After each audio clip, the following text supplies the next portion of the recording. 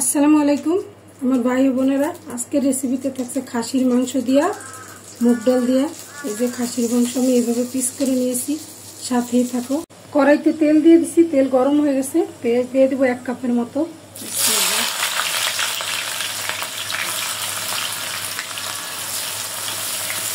তেজপাতা, লং, দারচিনি, এলাচ একটু ব্রাউন কালার করে নেব, পরে বাকি মশলা দিয়ে দেব। এই যে আমার পেঁয়াজটা ব্রাউন কালার হয়ে গেছে, আমি বাকি মশলাগুলো দিয়ে দেব।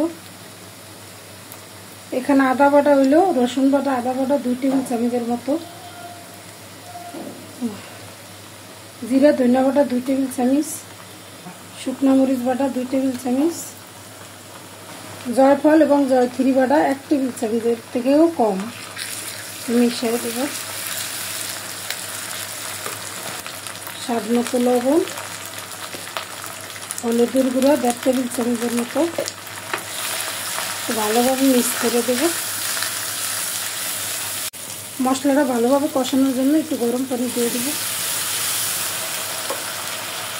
ভালোভাবে মশলা কষানো নেব। আর মশলা কষানো হয়ে গেছে, মাংস দিয়ে দেব।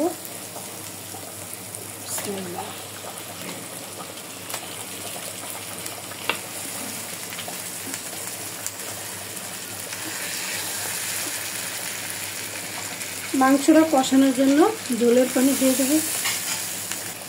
আমি মাংসটা 10 মিনিটের মতো কষায় নেব। 10 মিনিটের মতো মশলা কষায় মাংসটা কষায় নেব। ঢাকনা দিয়ে দিলাম 10 মিনিটের জন্য। এই যে আমার খাসির গোশটা মোটামুটি কষানো হয়ে গেছে, আমি ডাল দিয়ে দেব, মুগ ডাল। আমি মুগ ডালগুলো ভেজে আধা ঘন্টার মতো পানিতে ভিজায় রাখছি। ভালোভাবে মিক্স করে দেব। একটু হালকা নরম করে নেব।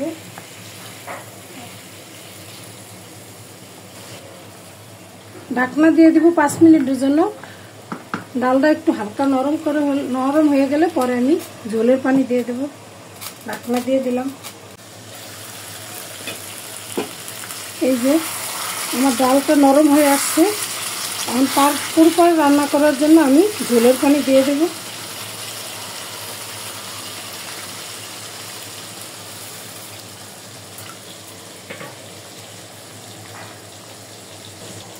মুগ ডাল দেওয়া খাসির মাংস দেওয়া অনেক মজা।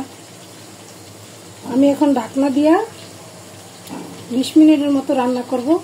চুলার আঁচটা মিডিয়াম আছে দিয়ে দেব।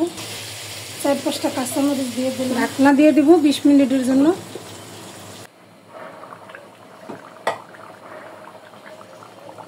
এই যে আমার ডালটা সিদ্ধ হয়ে গেছে একদম পারফেক্টভাবে।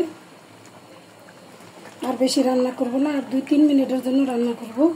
সুন্দর একটা স্মেল আসতেছে, আসলে আপনাদের বোঝাতে পারবো না, খুবই মজাদার। এই যে মাংসগুলো সিদ্ধ হয়ে গেছে, খাসির গোশ, মাশাআল্লাহ অনেক সুন্দর একটা স্মেল আসতেছে। আর ঢাকনা দেব না। আমার এই রান্নাটা যদি আপনাদের একটু ভালো লাগে, এতেই আমি ধন্য। আর রান্না করব না, আজকের মতো এখানেই বিদায় নিব। যে যেখানে আছেন ভালো থাকেন, সাবধানে থাকেন। আল্লাহ হাফেজ।